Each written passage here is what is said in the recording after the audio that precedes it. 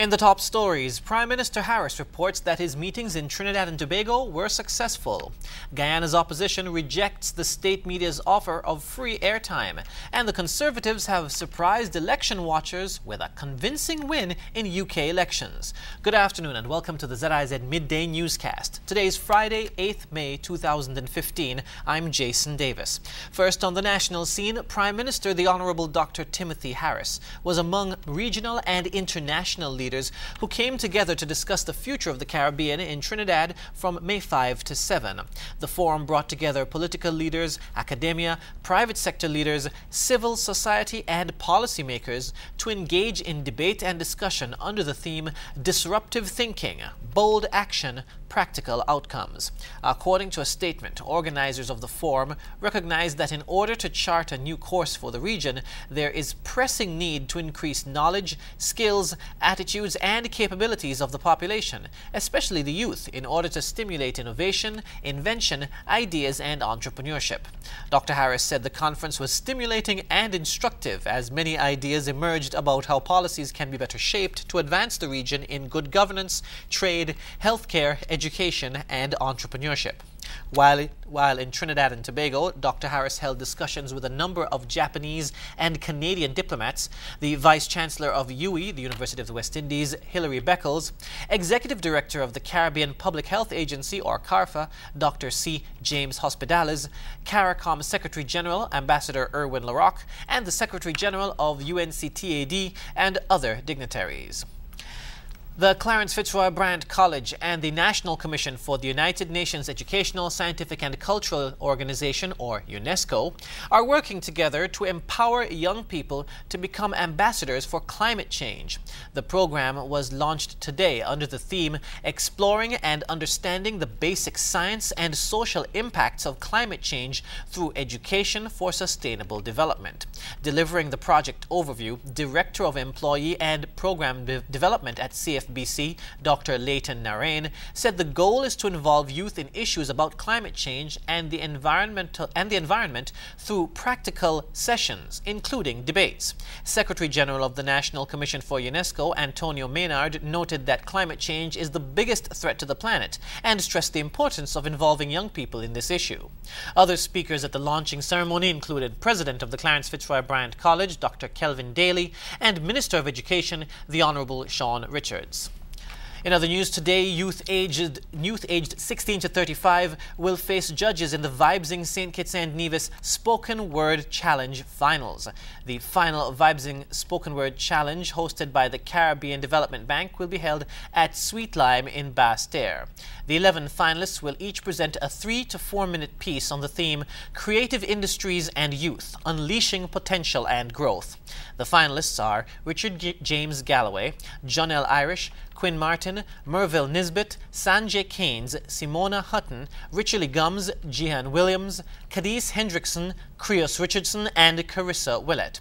There are 2 age categories, 16 to 29 and 30 to 35. The winners in each category will receive $1,000 US.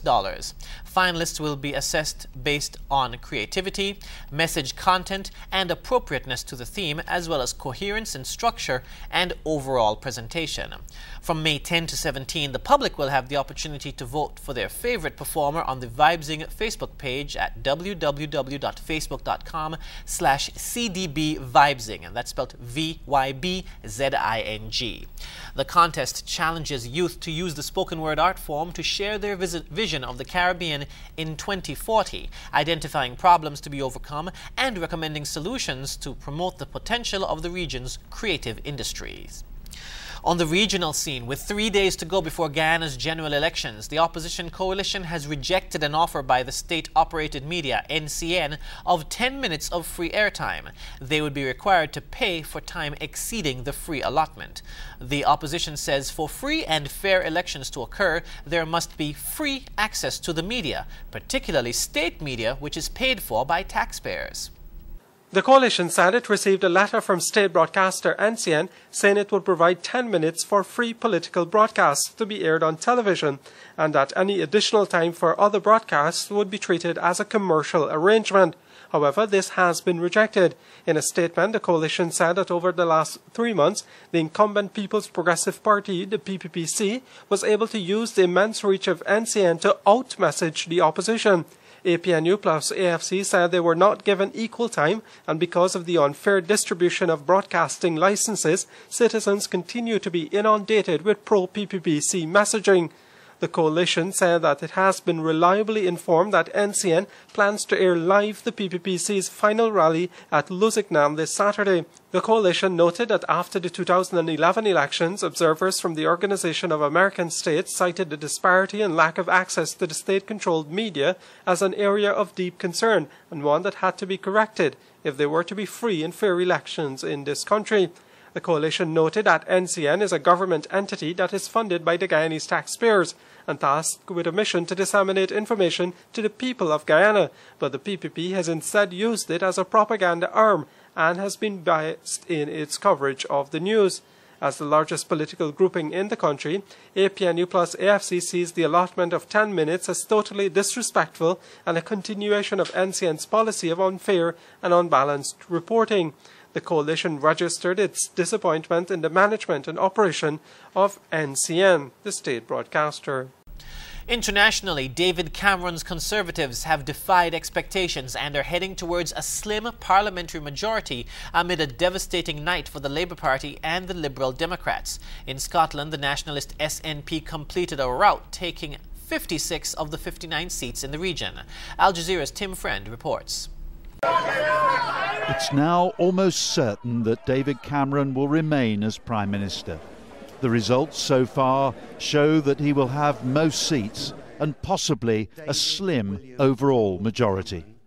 I want my party, and I hope a government I would like to lead, to reclaim a mantle that we should never have lost, the mantle of one nation, one United Kingdom. That is how I will govern if I'm fortunate enough to form a government in the coming days. Labour leader Ed Miliband has failed to make the impact he'd hoped. His leadership has been called into question. This has clearly been a very disappointing and difficult night for the Labour Party.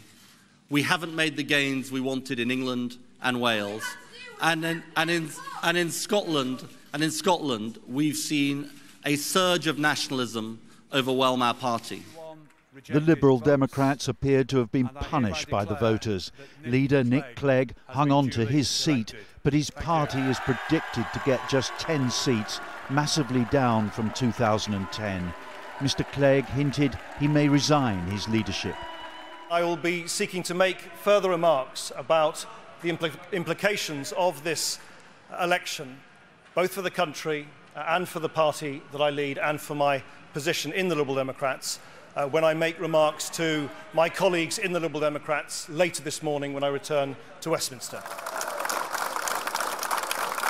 The immediate triumph of the night went to Nicola Sturgeon's Scottish nationalists, virtually a clean sweep of Scotland at the expense of Labour. Their successes included a 20-year-old candidate unseating Labour's national campaign manager. It's been one of the most crucial votes for decades and the most closely fought. It could decide the future of Britain in Europe. The Conservatives have promised an in-out referendum on renegotiated membership terms. There's more vote counting ahead, and there may have to be negotiations between party leaders over exactly how to form a stable government. Some newspapers were quick to celebrate the Conservatives' success, others weren't so sure.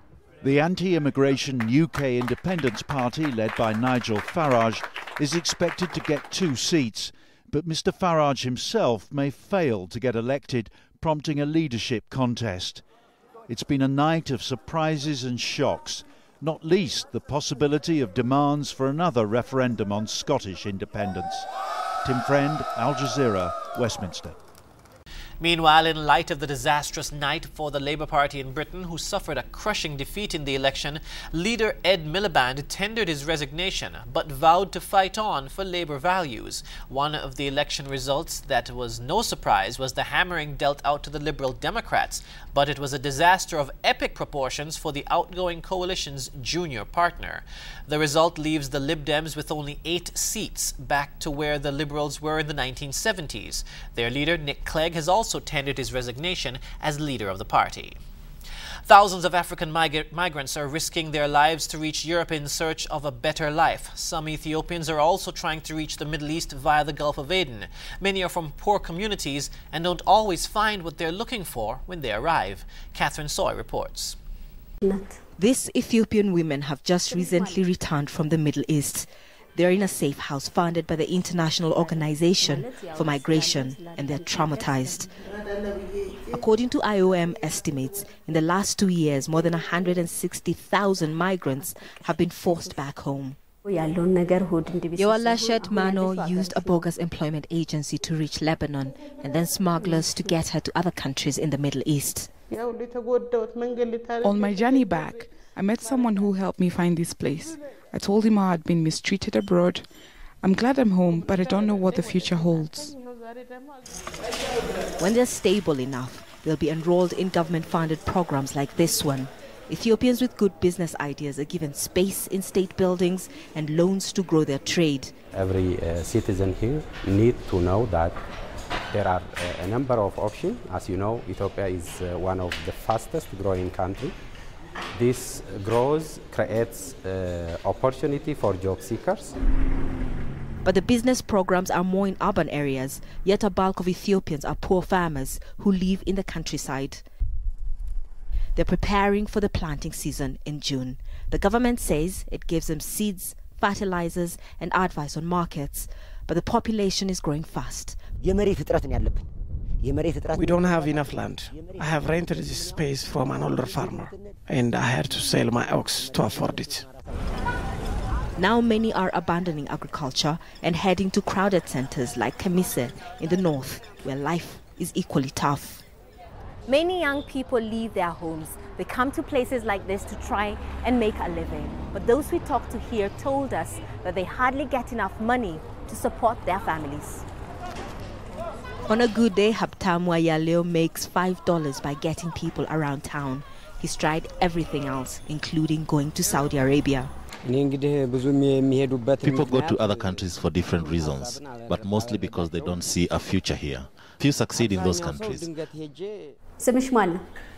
Back at the safe house, Yawaleshat and others like her continue to deal with the abuse they suffered abroad. But their experience, it seems, is no deterrent for thousands of other Ethiopians who just want to leave. Catherine Soy, Al Jazeera, Kemise, Northern Ethiopia. And now a look at the weather. Today, expect mostly sunny and hazy conditions. Tonight, mostly clear and hazy conditions with a 20% or slight chance of showers. Temperatures will reach a high of 30 degrees Celsius today with a low of 23 degrees tonight. Across the Eastern Caribbean, the proximity of a high-pressure system at the lower levels of the atmosphere, along with dry, dusty air from the Sahara Desert, will continue to restrict shower activity. Only isolated showers are possible during the afternoon hours. And the weather forecast brings us to the end of the ZIZ Midday Newscast. Join us this evening for these stories and more in detail. Thank you for joining me. I'm Jason Davis.